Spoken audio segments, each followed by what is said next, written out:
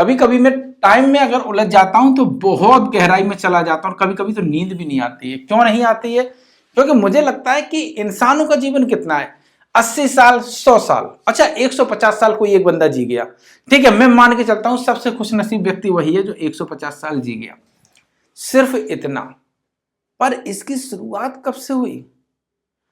ये जो अनंत काल का जो टाइम निकल आया, मतलब निकल गया है, यहां पर हम कहां थे, क्या कर रहे थे? कुछ तो कर रहे थे या नहीं कर रहे थे, या हम जीरो थे? और जीरो थे तो हम क्या थे?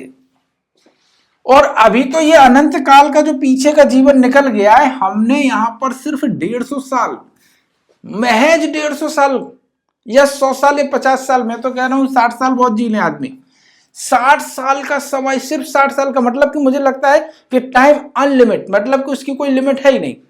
और अब इसके बाद ये जो क्रम चालू होगा ये भी अनंत तक जाएगा, मतलब मुझे नहीं पता। जैसे कि मैं यहां खड़ा हूं और मैं एक ऐसा तारा देख रहा हूं जो तारा मुझे दिख ही नहीं रहा है, और वो नहीं दिख रहा है, उसके पास वाले तारे पर भी खड़े होकर देखता हूं तब भी वो नहीं दिख रहा है, यानी कि इतना लंबा समय।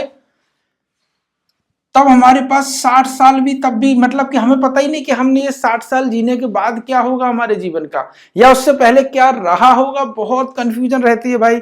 ये जो टाइम है, क्या कहीं यही तो विजेता नहीं है, कहीं यही तो अनंत नहीं है, कहीं इसी की वजह, मतलब इसकी ना शुरुआत हुई हो ना अंत हुआ हो।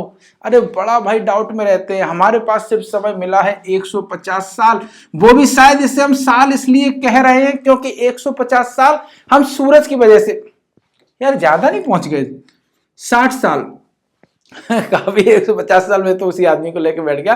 क्या आपको नहीं लगता ये जो 60 साल है, 60 ईयर्स है, सिर्फ इतना टाइम, मतलब ये एक प्रकार से एक समंदर में एक बूंद के भी 1 करोड़ हिस्से कर दिए जाए, शायद वही समय सिर्फ हम जी पा रहे हैं, सिर्फ वही हमारे पास है।